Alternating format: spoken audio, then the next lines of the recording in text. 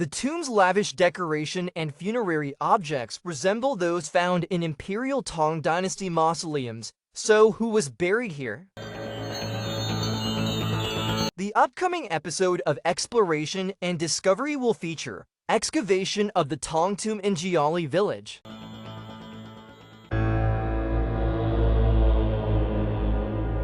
你再把这吐下来，清理一下，之后要烧香画图，把它剪。东西在哪儿？来，你打自己看，你看这个木钉还有金灿灿的不？像那个金箔一样的东西。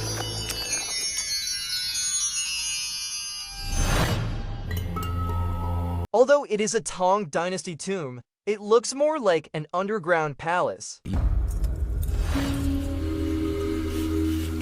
这就像不像是瓷的，你知道吗？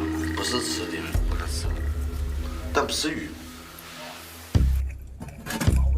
The burial items are not only valuable, but also highly unusual. For example, this stone horse if enlarged to full scale would resemble those placed before an emperor's tomb. Its appearance is strikingly similar to the stone horses standing above ground at Qinling. Was this stone horse a miniature model of the real one?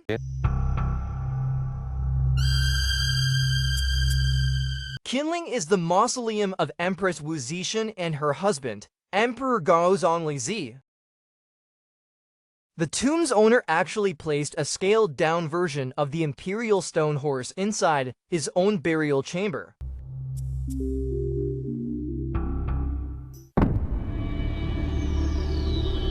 His occupation was quite special. He was an official responsible for constructing the emperor's mausoleum. This has led many to wonder, after completing the imperial tomb, was the builder himself executed and buried?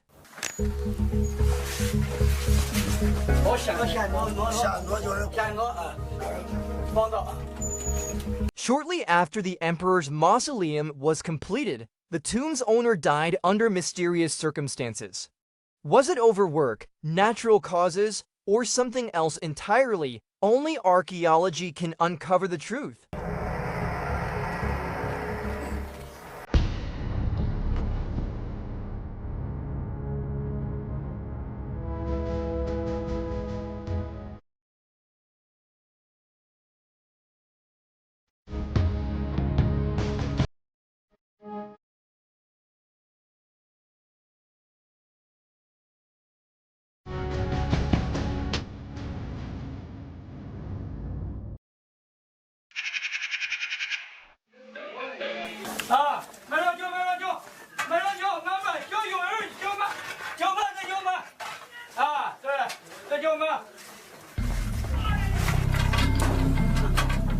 In 2022, the Shaanxi Provincial Institute of Archaeology discovered a large ancient tomb complex in Jiali village, Chang'an district, Xi'an, containing more than 1,200 tombs. Among them, the few well-preserved masonry tombs are tombs 701 and 702. Our excavation work focused primarily on these.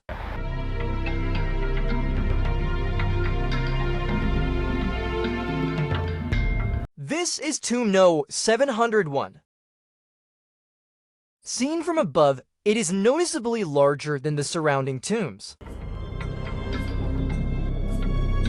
You can immediately sense that this tomb feels different from the others. Its passageway alone stretches nearly 20 meters, and it was excavated with remarkable precision. Tomb 701 was constructed with great luxury, leading archaeologists to conclude that its owner must have been an exceptional figure. From the bottom to the top, the tomb reaches nearly 6 meters in height. Ordinary tombs, by contrast, are usually only 1.5 to 2 meters tall. This one is almost as tall as a small building. Its scale is unmistakable. Simply put, who could afford to build such a tomb? The time, labor, and cost involved make it clear this was not the burial place of an ordinary person.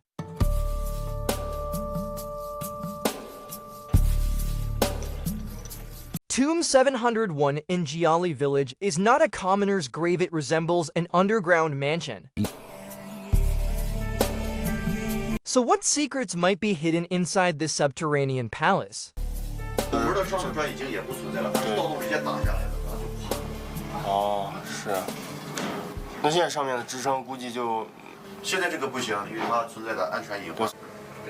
把鸡蛋口口一破，再把一个弄完，它进去它是个啥样就啥样，再把口口接上去破了。我破了，我一旦是吐。The bricks above the arch ceiling had long been removed by tomb robbers. 对吧？ Yes, Tomb 701 had been looted long ago. It's truly a pity. Typically, a tomb would be sealed with green bricks, but this one was sealed with finely crafted masonry complete with beams, vertical supports, bright doorways, and staggered joints. At first glance, you can tell the craftsmanship reflects a person of very high status. The archaeological team removed the ceiling bricks and cleared the silt from the corridor to trace the path taken by the tomb robbers. It appears the intruders may have climbed in from above through a specially constructed opening. Unlike other tombs where robbers dig directly into the chamber, this one may have had an existing access point, perhaps a robbery hole in the courtyard. There was indeed a hole in the patio, and the robbers likely used it to dig straight into the tomb.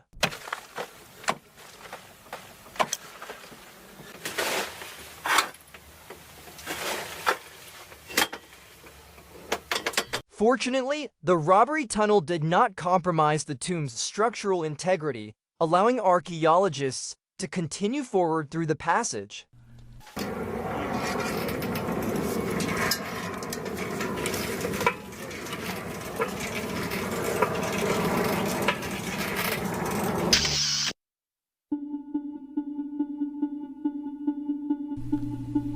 A day later, the team encountered another doorway. This pair of stone doors, standing deep underground, once again demonstrated the extraordinary wealth of the tomb's owner.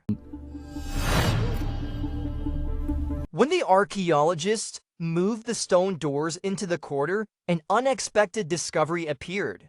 这就像不像是瓷的，你知道吗？不是瓷的，不是瓷，但不是玉。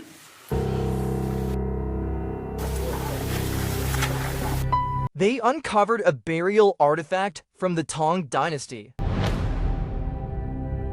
After the figurine was carefully removed, the archaeologists were filled with curiosity and surprise. Look at this, he doesn't resemble a modern figure at all. His clothing has a lapel, you see, just like the garments from that era. The lapel folds downward, and his hair isn't long, it's a stylish, short, curly hairstyle. Here is the lapel. And here is the curly hair. This figure is undeniably fashionable.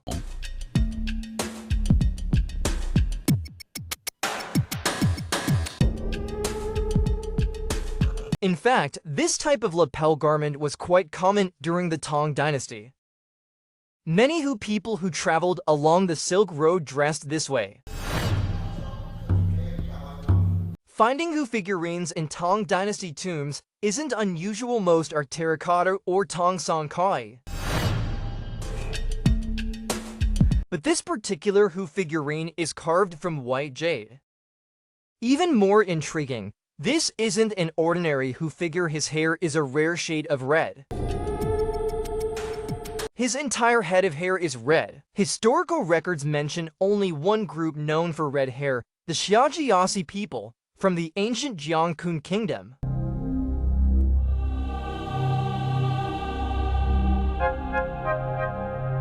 During the Han and Tang dynasties, the Jiangkun kingdom was located along the upper Yenisei River in today's Siberian plains. They were pastoralist and became a vassal state of the Tang dynasty in its early years. On the back of one portrait at Qinling, an inscription describes a governor from this Jiangkun kingdom. Seeing a Hu figurine made of such fine material and with such distinctive hair, the excavation leader, Shai Sheng immediately recalled a similar figure from the imperial mausoleum. The Xiajiasi people also appear among the vassal statues at Qinling. The carving style is strikingly similar to the stone figures at the Tang imperial mausoleum.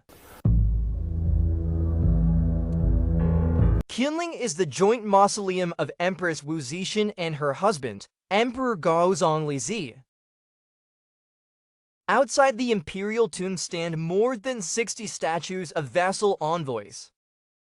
According to legend, these stone figures represent emissaries from vassal states who pledged allegiance to the Tang Dynasty. So why does the image of a Xiajiasi envoy found outside the imperial mausoleum appear again here in miniature form? Is this a coincidence or something more?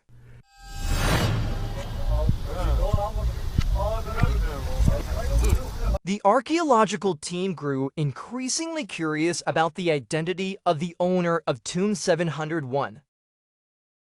But as the excavation continued, another coincidence emerged.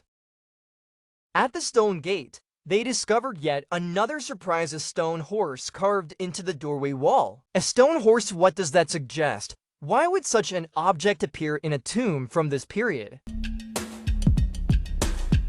Could this stone horse also be a miniature version of one from the Imperial Mausoleum? The answer is yes. It closely resembles the stone horses at the Tang Mausoleum, especially those at Qinling in craftsmanship, style, and form. In fact, the team wondered whether this stone horse was originally created as a scaled-down model. Here is the stone horse from Tomb 701. And here is the stone horse standing before Empress Wu Zixin's mausoleum. The unexpected appearance of these oversized stone figures and horses shows that the tomb's owner had an impressive background. Clearly, this was someone of high status, likely wealthy, and the tomb probably contains many valuable items.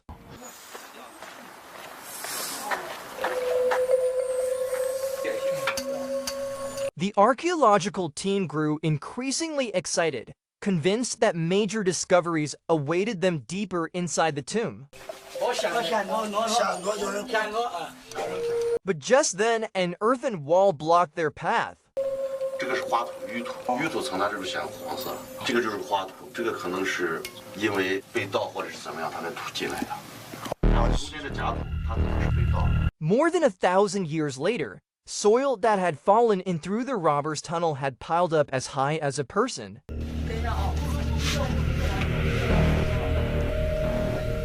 Peering through the gap, they encountered yet another surprise. 那这是啥？这东西在哪儿？来，你打自己看。你看这个木钉，它有金灿灿的不？看嘛，像那个金箔一样的东西。 The tomb appeared to be gilded, an extremely rare feature. This tomb owner was truly extraordinary. Not only were the burial goods lavish, but even the tomb's interior decoration was extravagant.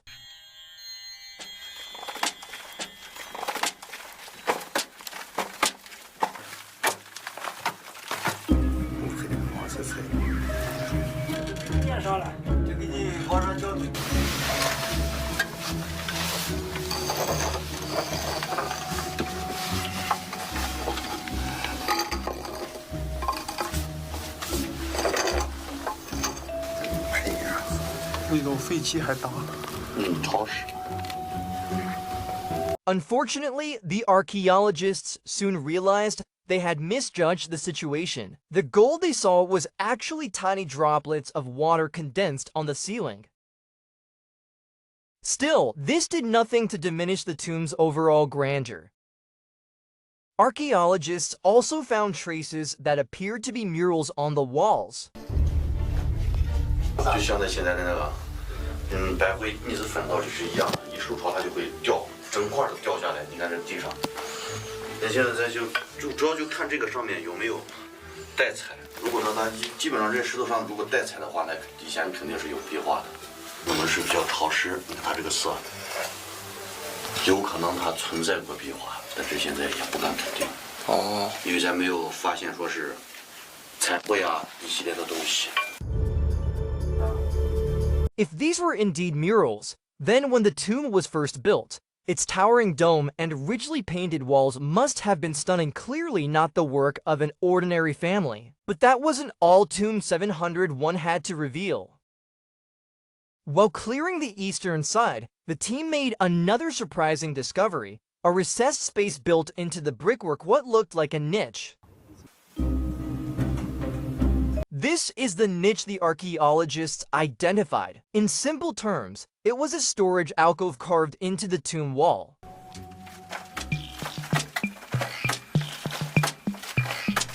What thrilled the archaeologists most was that the tomb contained not just one, but two such niches.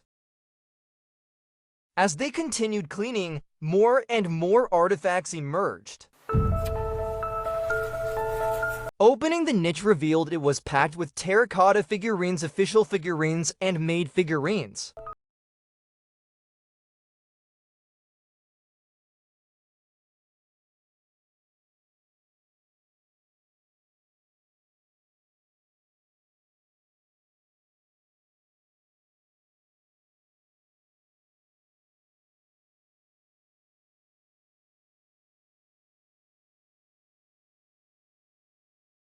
Who could the owner of such an unusual tomb be?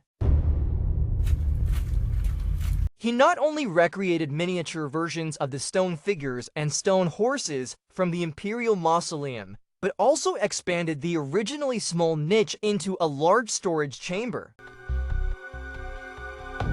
At this point, only written evidence could solve the mystery.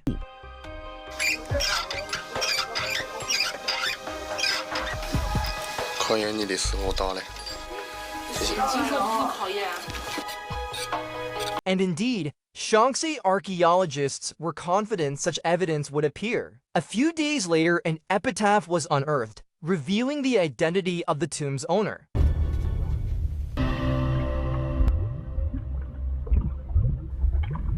His name was Liang Gan, a chief clerk of the Sinang Temple, holding only a 7th rank official title. But the epitaph contained one remarkable detail. Liang Gan had served as an official responsible for constructing the mausoleum of Empress Wu Zixin and her husband, Emperor Gaozong Lizi.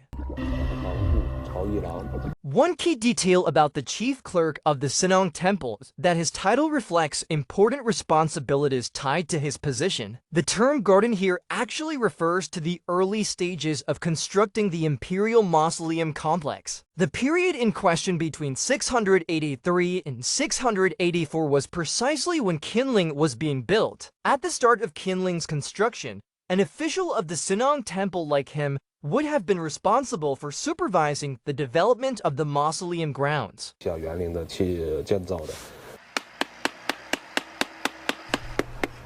It is indeed rare for the person who built the emperor's tomb to have his own burial discovered, but the most intriguing detail is the timing of his death. In the year 684, Liang Gan was 51 years old. The timing of his death is particularly striking. Liang Gan died in May of 684 and was buried in August. Emperor Lizi was also buried in August. These dates are fascinating. Emperor Lizi died in the 12th lunar month of 683. The official who built his mausoleum died in the leap 5th month of 684. The emperor was buried in the 8th lunar month. And the tomb builder was also buried in the 8th lunar month. Could this really be a coincidence? This raises some intriguing possibilities. One speculation is that after completing the mausoleum, the tomb builder was killed.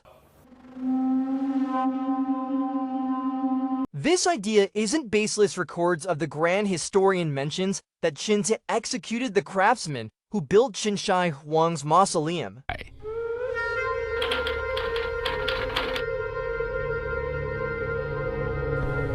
According to that account, after the underground palace was completed, Qin Huai sealed all the craftsmen designers, and workers inside to prevent them from revealing its secrets. None survived. So some have speculated that Liang Gan may also have been forced to die to protect the secrets of Qinling.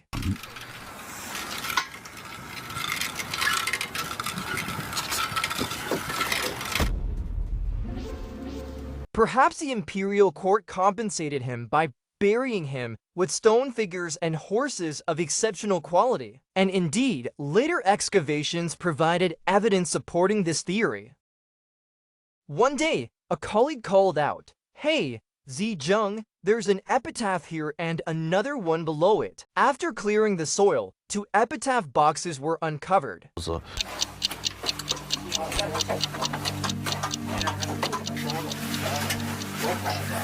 Two epitaphs in one tomb meant that 2 individuals had been buried there, but an even stranger discovery soon followed.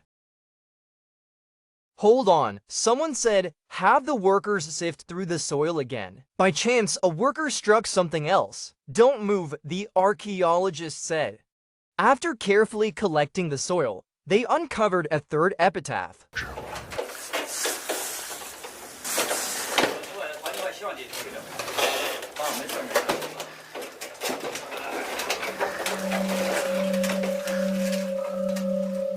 Three epitaphs in one tomb meant that 3 people were buried there, the tomb owner and his 2 wives.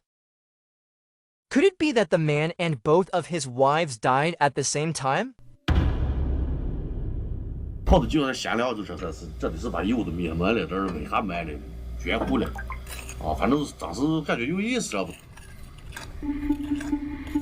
These subtle clues led some to suspect that the tomb's owner had been killed because of his involvement in constructing the imperial mausoleum. Although the theory is intriguing, it is completely incorrect. The epitaph makes it clear that the tomb owner's cause of death was not mysterious at all. Based on the inscription, he likely died of illness, and he wasn't young, he was already in his 50s. The epitaph records that Liang Gan died of illness before Qinling was completed. His death had nothing to do with protecting imperial secrets. His 2 wives were reburied after Liang Gan's death. In fact, both women had died long before he did. After Liang Gan passed away, his son relocated their remains to this tomb, and the 3 could be buried together. The 2 niches in the tomb are actually side chambers where the 2 wives were interred. The white jade figurines and stone horses that initially puzzled archaeologists may have been prototype models created for Qinling. Liang Gan may have participated in the early design work, or perhaps he produced miniature models much like how we create 3D architectural models today, reflecting his profession and official duties. Liang Gan likely oversaw engineering work at Qinling during its construction. The miniature stone figure and stone horse found in his tomb may have been sample designs he created at the time. After being submitted to the emperor for approval, they would have been enlarged to full-scale, an extraordinary coincidence. This means the creators of the stone figures and horses now standing at Qinling in Xianyang, Shaanxi, have finally been identified. Even more remarkable is that Qinling, the mausoleum of Empress Wu Zetian, has remained sealed for over 1,000 years. No one knows what lies inside.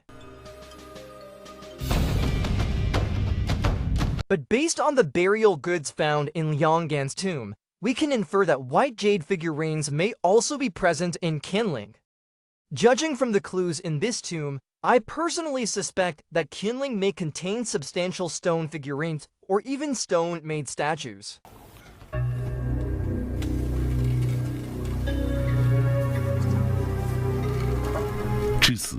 The excavation of Tomb 701 in Jiali village, Chang'an district, Xi'an is essentially complete, but Liang Gan's story is not.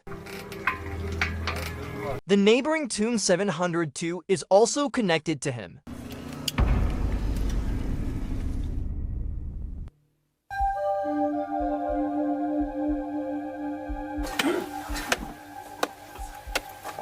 Tomb 702 lies to the east of Liang Gan's tomb. When archaeologists opened it, they once again found a miniature model resembling those associated with Qinling. If Tomb 701 had one and Tomb 702 also had one, it raises questions these are not items ordinary people could possess. Could the owner of Tomb 702 also have participated in building Qinling? Was he a colleague of Liang Gan? 这是个虎钩子。 No, he may actually have been another wife of Liang Gan. Based on the layout of the two tombs, we speculate that they may represent a husband and wife relationship. Tomb note 702 sits very close to Liang Gan's tomb. From the structure and arrangement, the archaeological team inferred that the owner of Tomb 702 was likely another wife of Liang Gan. The two tombs share nearly identical shapes and structures, with only slight differences in size. Still, the archaeologists hesitated. Two wives had already been found in Liang Gan's tomb. Could this be a third wife? Some wondered whether the tomb might belong to a daughter-in-law instead. Would a daughter-in-law be buried with the patriarch? That seemed unlikely, especially after Tomb 701 revealed two wives. Since two wives were already confirmed, the question became, is Tomb 700 to the resting place of a third wife or even a fourth?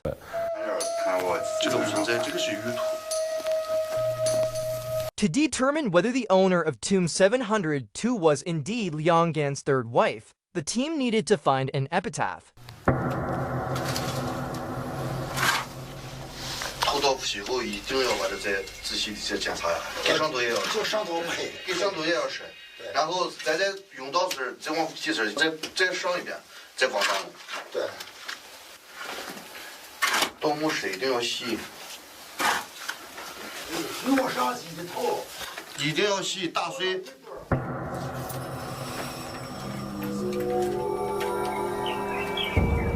Several days passed, but no epitaph appeared. Instead, the archaeologists uncovered even more intriguing burial goods. Just 40 centimeters from the coffin bed, they found another white jade figurine. Its craftsmanship was exquisite. The jade was pure white, and the lips were painted red.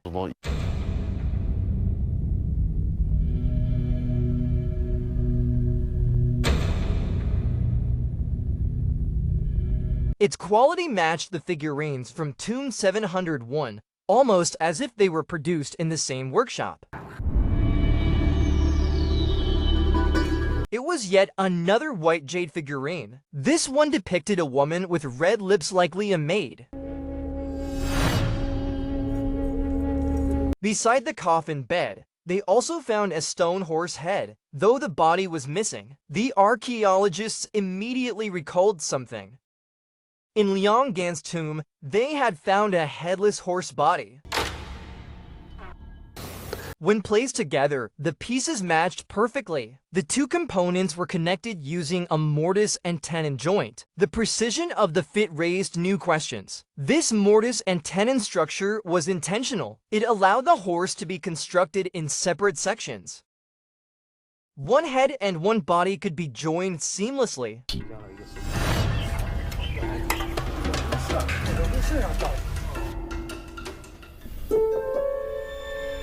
A few days later, the epitaph for Tomb 702 was finally discovered. It confirmed that the tomb's owner was indeed Liang Gan's third wife.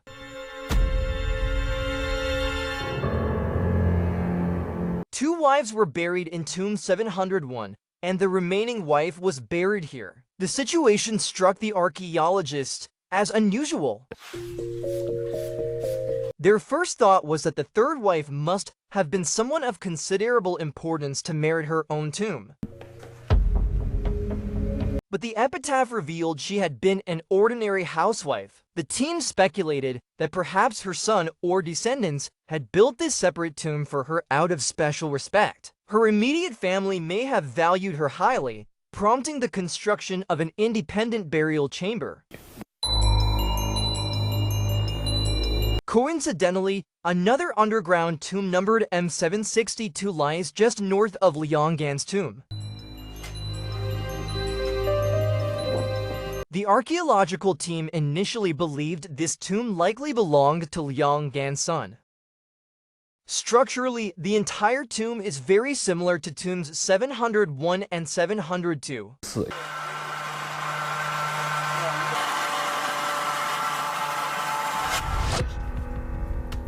The construction of 3 underground mansions in succession suggests the family possessed considerable wealth, and that Liang Gan's son must have been quite capable.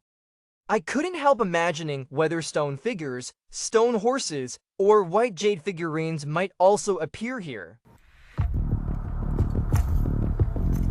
Sure enough, a few days later, the team uncovered a valuable artifact underground.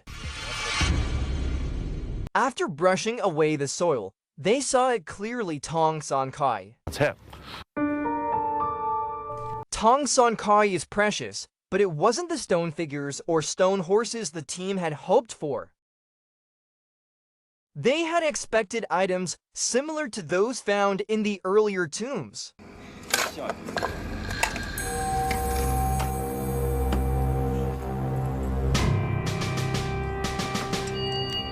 But this time, the results were disappointing. The tomb had completely collapsed, and for several days the archaeologists found nothing. It turned out the tomb had been heavily looted. After so many thefts, morale was low. The epitaph still hadn't been found in the corridor.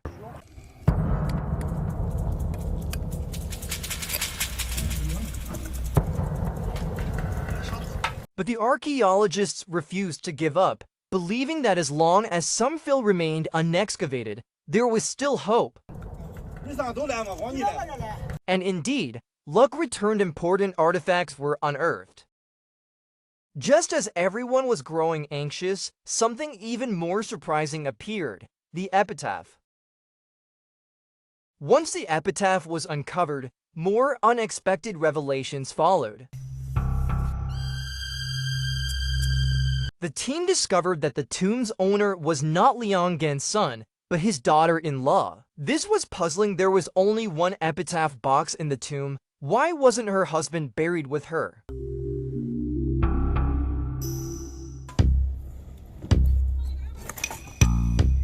In fact, the husband's epitaph had been right under their noses, but hidden in an unusual way. His inscription was carved on the back of the same epitaph. This is extremely rare. Epitaphs are normally single-sided, with text only on one face. But this one had inscriptions on both sides, meaning two people were recorded on a single epitaph.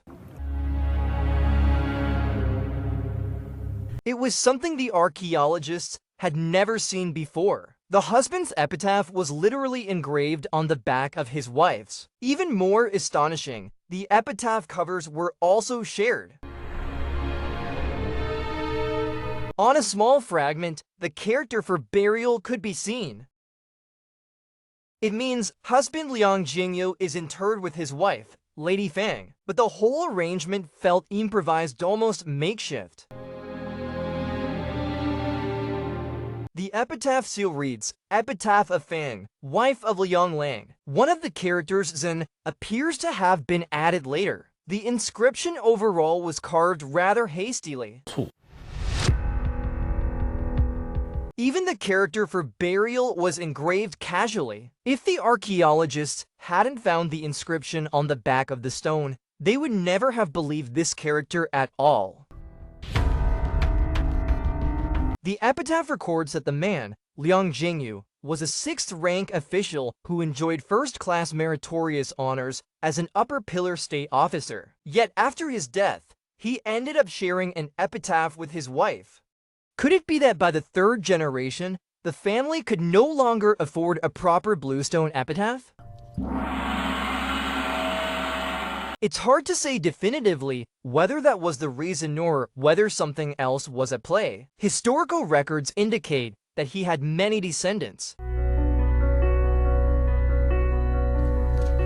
And judging from the epitaph, Liang Jingyu's two sons were also officials, so money would not have been an issue for commissioning a new epitaph. Perhaps my assumptions are too simplistic. Economic factors, wartime disruptions, or the possibility that the family had moved away leaving only distant relatives behind may all have played a role.